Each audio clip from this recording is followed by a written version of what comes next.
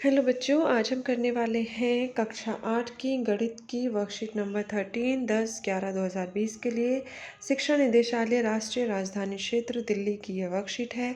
और आज इस वर्कशीट में हम पढ़ेंगे एक चर वाले रैखिक समीकरण के बारे में। यहाँ पर दो बच्चों की बातचीत दी गई है। महिमा और श्वेता के बीच बातचीत हो रही है। ये हैं दोनों बच्चे। अब महिमा ने श्वेता से उसकी उम्र पूछी। श्वेता ने कहा, मेरी और मेरे बड़े भाई की उम्र दो क्रमागत सम संख्याएं हैं। दोनों की आयु का योग 30 है। अब स्वयं सोच लो कि मेरी उम्र कितनी होगी। देखिए, महिमा ने जो अनुमान लगाया वो इस तरीके से लगाया। महिमा ने सोचा 10 जमा 20 30 होता है, परंतु 10 और 20 क्रमागत सम संख्याएं नहीं हैं। 18 12 30 होता है, परंतु 18 12 भी क्रमागत सम संख्याएं नहीं हैं। अब अध्यापिका ने जो तरीका बताया, उन्होंने बताया, माना श्वेता की उम्र जो है वो 2x है। श्वेता की उम्र एक सम संख्या है, ठीक है। और श्वेता उससे बड़े भाई की उम्र क्या होगी, वो होगी 2x जमा में 2, क्योंकि वो क्रमागत संख्याएं हैं। अब प्रश्न के अनुसार जो उनकी उम्र है वो ये है 2x जमा 2x जमा x, ठीक है। तो ये आ गया आपका 30, यानी कि जो उनकी उम्र है, श्वेता की उम्र है 2x और उसके भाई की जो उम्र है उससे 2 साल अधिक है, ठीक है। तो ये होगी 2x + 2, और दोनों की उम्र मिलाकर है 30।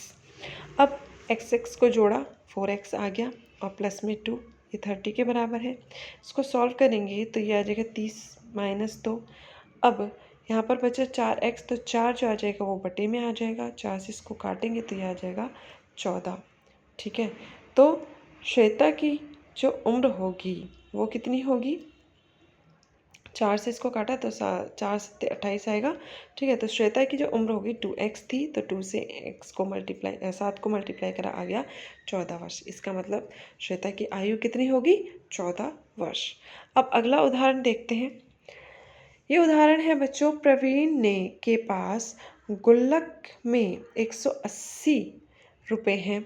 उसने दक्ष से कहा कि इस गुल्लक में सिर्फ 2 रुपये और 5 रुपये के सिक्के हैं और 2 के सिक्कों की संख्या 5 के सिक्कों की संख्या का दुगना है। बताओ मेरी गुल्लक में 2 और 5 के कितने सिक्के हैं। अब हल जो है वो देख लेते हैं। माना गुल्लक में 5 के सिक्कों की संख्या s है। कुछ भी आप अल्फ़ाबेट ले सकते हैं यहाँ पर, x y z s a b c d कुछ भी, ठीक है। तब गुल्लक में 2 रुपये के सिक्कों की संख्या कितनी हो जाएगी, 2s हो जाएगी, क्योंकि 2 रुपये के सिक्के उससे डबल हैं, दुगने हैं, तो 2 से गुणा कर देंगे। अब प्रश्न के अनुसार जो 5 के सिक्के हैं और 2 के सिक्के हैं वो मिलाकर हैं 180 रुपये, ठीक है। अब देखिए, इनको गुणा किया तो ये हो जाएगा 4x, 4 और 5s को जब हम जोड़ेंगे तो ये हो जाएगा 9s, 9 इधर बटे में आ जाएगा, तो ये आ गया बटे में। तब इससे भाग किया तो s आ गया 20, यानी कि उसके पास 5 के जो सिक्के हैं वो कितने हैं, 20 हैं। और 2 रुपये के जो सिक्के हैं उनकी संख्या कितनी है, 2s है। s की जगह 20 रखा, सॉल्व किया, आ गया 40। ओके। अब देखिए बच्चों, आगे हमें प्रश्न क्या दिया हुआ है, ये हमें खुद करना है। वीणा ने एक वस्तुनिष्ठ परीक्षा दी जिसमें 50 प्रश्न थे। सही जवाब देने पर 4 अंक मिले और गलत जवाब देने पर 1 अंक काटा गया। यदि वीणा ने सभी प्रश्नों का जवाब दिया हो तो उसे कुल 80 अंक आए। तो उसने कुल कितने प्रश्नों का जवाब सही दिया और कितनों का गलत दिया, ये हमें बताना है। माना कि सही जवाबों की संख्या जो है वो j है, गलत जवाबों की संख्या है 50 - j, ठीक है। ये मान लिया गया है।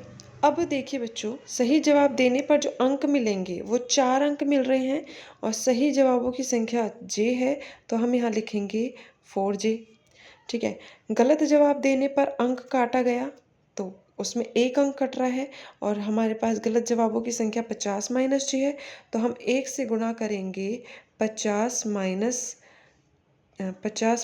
- j को, ओके, इस तरीके से लिखेंगे आप यहाँ पर।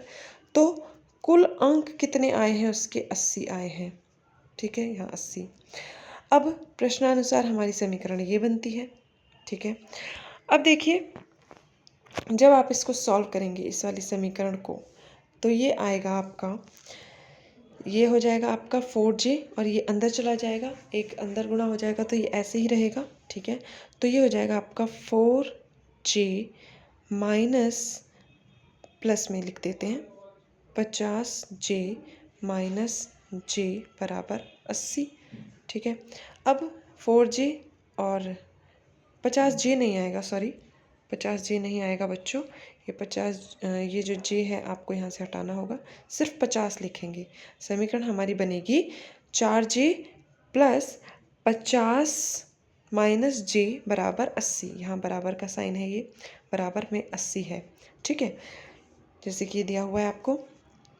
4j में से 1j घटाएंगे तो आपका आएगा 3j और ये 50 जो है इस तरफ चला जाएगा, ये हो जाएगा आपका 80 माइनस 50। ठीक, 3j बराबर 80 में से 50 घटाया आपका आया 30, तो j बराबर 30 बटे में 3। 3 से इसको काटा तो ये आ गया, 3 एकम 3 10 आ गया, तो j हो गया, यानी कि सही जवाब कितने हो गए? 30।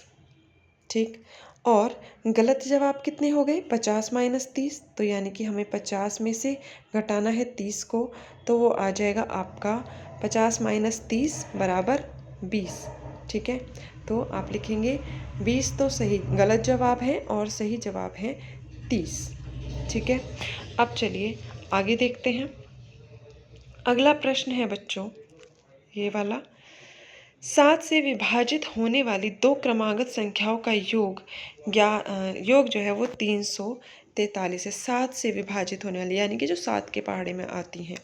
दोनों क्रमागत संख्याएं बताइए। पहली संख्या मान लेते हैं हम x है, दूसरी संख्या मान लेते हैं, क्रमागत है मतलब लगातार वाली, जैसे 1 के बाद 2 आता है। ठीक है, तो यहाँ पर क्रमागत संख्या अगर मान लीजिए पहली 7 है तो दूसरी होगी 14। ठीक, तो ये हो गई आपकी x जमा 7। ठीक, और इनका जो योग है वो है 343, यानी कि इन दोनों को जोड़ने के बाद जो आता है वो आता है 343। आप जब इसको सॉल्व करेंगे तो ये आपका हो जाएगा 2x जमा 7 बराबर 343। ठीक है, अब ये जो 7 है आपका उस तरफ जाएगा, तो ये हो जाएगा आपका बच्चों 2x बराबर 343 माइनस 7। तो x बराबर हो जाएगा, जब 343 में से आप 7 को घटाएंगे 336 आ जाएगा। ठीक है, 7 को घटाएंगे 343 में तो 336 आएगा, और ये वाला जो 2 था इस तरफ वाला ये बटे में आ जाएगा। इसे आप काटेंगे इसको तो 2 एकम 2। ठीक है, और 1 बचा, 2 छक 12, 1 बचा, 2 अट्ठे 16। तो x का मान आ गया बच्चों 168।